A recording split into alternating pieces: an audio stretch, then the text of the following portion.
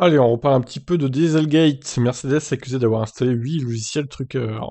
Même si Volkswagen est le seul à avoir reconnu un trucage des émissions de ses modèles diesel, Mercedes a été très tôt suspecté de faire la même. Un nouveau rapport accuse la marque à l'étoile d'avoir implanté 8 logiciels pour réduire l'efficacité des systèmes anti-pollution sur une classe E. Dans l'affaire du Dieselgate, Volkswagen n'est pas la seule à avoir été éclaboussée. Mercedes fait aussi partie des constructeurs qui ont été très vite pointés du doigt dans ce scandale environnemental avec, en point d'orgue, l'obligation de rappeler pas moins de 774 000 véhicules en 2018, sur ordre du ministère des Transports allemand, le KBA.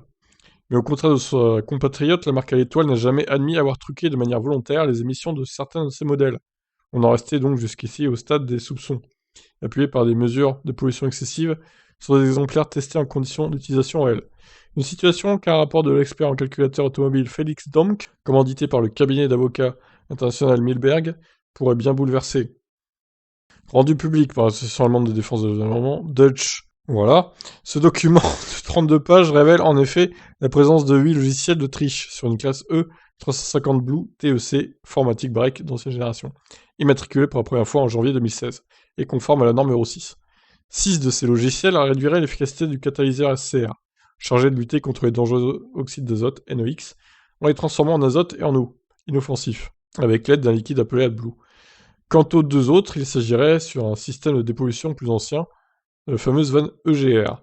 Tous sont activés en fonction de différents paramètres, volume de gaz d'échappement ou de NOx à un instant donné, température de l'air d'admission ou à l'intérieur du SCR, consommation d'AdBlue.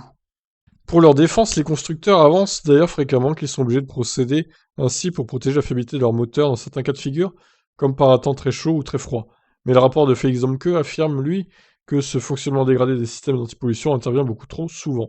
Même dans ces conditions normales, il y a presque toujours au moins un dispositif d'invalidation qui va empêcher la réduction des émissions polluantes, même si ce n'est pas nécessaire pour des raisons physiques ou pour la protection du moteur, explique l'expert. Cela réduit significativement la quantité d'AdBlue qui est injectée alors qu'il en faudrait beaucoup plus pour neutraliser les NOx dans le catalyseur SCR.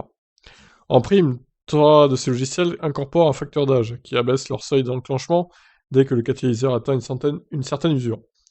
Un cap qui peut être atteint très vite, puisqu'il suffit d'1% d'usure pour 2 d'entre eux.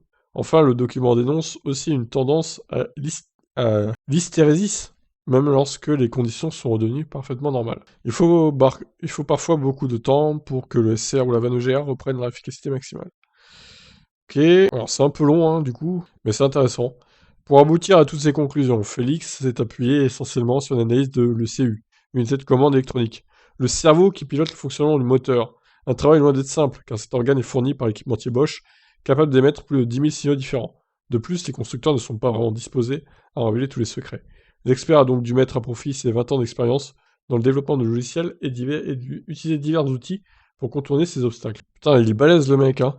En contrepartie, pour lui simplifier un peu la tâche, l'étude s'est ici appuyée sur un seul véhicule, ce qui ne manquera pas de susciter certaines critiques. D'ailleurs, Mercedes prépare peut-être déjà sa réponse, après avoir été surpris à effectuer des tests d'émissions sur route avec certains de ses anciens modèles cet été, notamment une classe E de la même génération et un classe G équipé du même V6 diesel. Pour l'association DUH, ces conclusions peuvent toutefois s'expliquer à tous les véhicules dotés du même moteur. Le rapport de Felix Domke prouve finalement que Daimler est coupable, assure son directeur en Allemagne, Jürgen Reich. Il nous montre pour la première fois comment l'entreprise a réussi à répondre aux limites légales lors des tests en laboratoire tout en inondant littéralement nos vies d'oxyde d'azote nocif. La manipulation des systèmes de dépollution n'est pas liée à des raisons physiques ou de protection du moteur, poursuit Jürgen. La raison est aussi cynique que simple, maximiser les profits aux dépens de l'environnement et de la santé des habitants des villes. L'organisme évoque une augmentation pouvant aller jusqu'à 500% des émissions de NOx entre les tests d'homologation et les conditions d'utilisation réelles. Il demande donc au gouvernement fédéral allemand de faire procéder à un rappel de tous les véhicules encore équipés de ces logiciels, afin de les désactiver, une mesure qui aurait toujours, d'après le rapport, surtout pour conséquence de faire plus que doubler la consommation d'AdBlue. Pas forcément idéal à l'heure où les tarifs de cet additif sont en hausse. Mais ce serait apparemment le seul véritable prix à payer pour faire drastiquement baisser les émissions de NOx.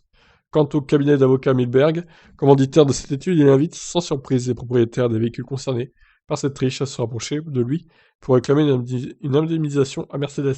Une démarche qui rejoint celle déjà enclenchée par la fondation néerlandaise Diesel Émission Justice en juin 2020.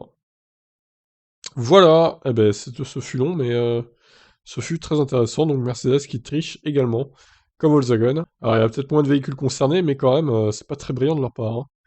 Voilà, je vous laisse réagir. Qu'est-ce que vous en pensez? Ciao.